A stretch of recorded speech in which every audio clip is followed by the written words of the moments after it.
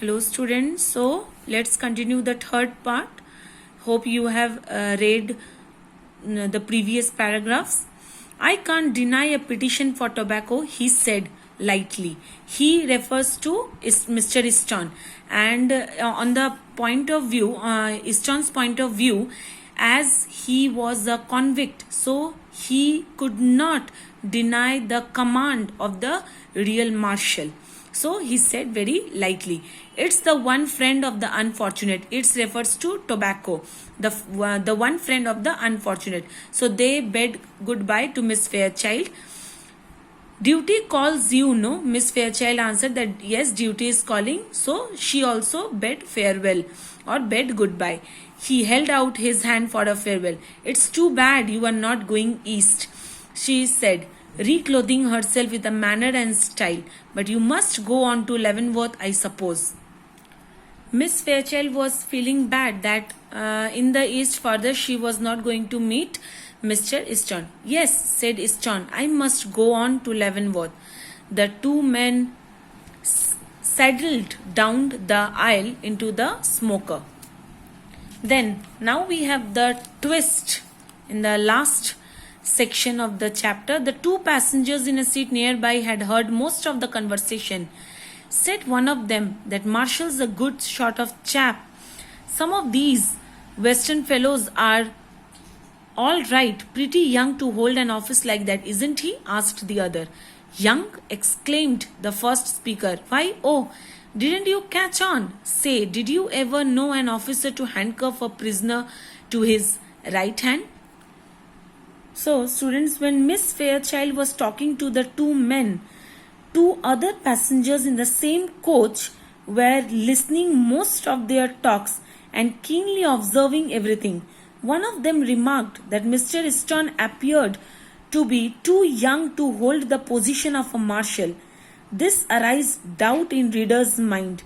And when the other one exclaimed, saying that Easton could not be the marshal, as no officer would handcuff his own right hand with the criminal's left hand, the truth is revealed.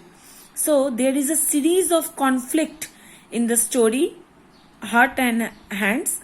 Miss Fairchild, when saw Mr. Easton on the train, she recognizes him immediately. Easton was handcuffed to the other rough-looking man.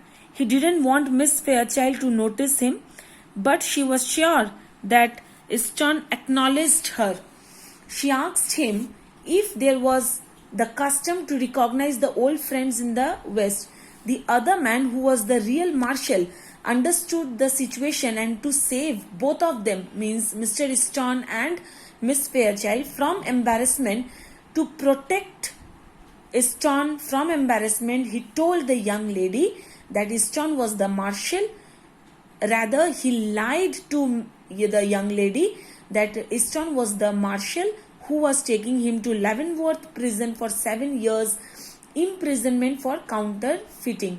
But the actual twist comes in the end when the two other co-passengers, who were the eavesdroppers, I should say, who were eavesdropping to most of the conversation, who had overheard the conversation, noticed that a marshal would never handcuff a criminal to his right. So, at this point, O. Henry quite artfully points out that you cannot judge a book by its cover.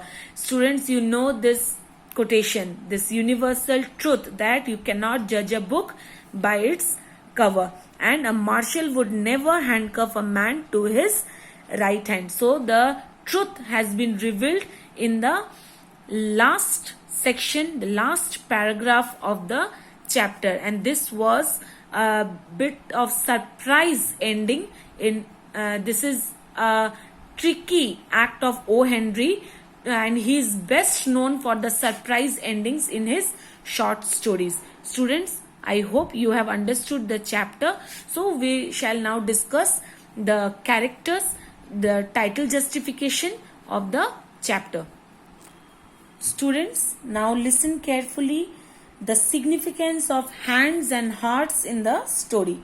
At the beginning of the story, we see two people, Mr. Stone and a glum-faced man handcuffed together. Glum-faced man who was a marshal. It is the handcuffing that points at the hands part of the title. In fact, the way that the hands are handcuffed reveals the true identities of the two men. Miss Fairchild is misled by the unnamed man, the marshal, about the identity of Mr. Stone, as he wants to save Stone from an embarrassing situation by pretending that he is not her friend, is a convict, and is being taken by him to the prison. It is an observation by a passenger in the coach that reveals that Marshall will not handcuff his own right hand with that of a convict. Now, it is the heart's part of the title that unravels the theme of the story. It is because the marshal, who was a compassionate man, lies to Miss Fairchild. In spite of the rough looks, he has a golden heart, which is the next theme of the story, compassion. So, he lies to save the young man, that is Mr. Stone, and the girl, that is Miss Fairchild, from embarrassment and humiliation. He does not want to expose Stone as a convict in front of an old friend or one of his acquaintances. He tells Miss Fairchild that Stone is the marshal and he is the convict who is being taken to the prison. He wants the young man to retain her romantic illusions. Actually, she was, we understood that Miss Fairchild was an extravagant, luxurious, beautiful young lady who cared more for the social images. Students, the word hearts is also indicative of the kind of friendship that existed between Miss Fairchild and Mr. Stone. Actually, it's more than the friendship. When Miss Fairchild saw Stone, there appeared a lovely smile. She was blushing. Her facial expressions changed at the moment she saw, or she identified, she recognized Mr. Stone. But the moment she saw the handcuffs, her expressions again changed, and her heart, which seemed to be locked with the images of her happy past with Stone, gave way to horror. It appeared that hands, or the handcuffs, would decide the future course of her relationship with Mr. Stone. So students, I hope you have understood the chapter properly. Please go through the text. You have to be thorough with the characterization of the three characters. Read the chapter properly.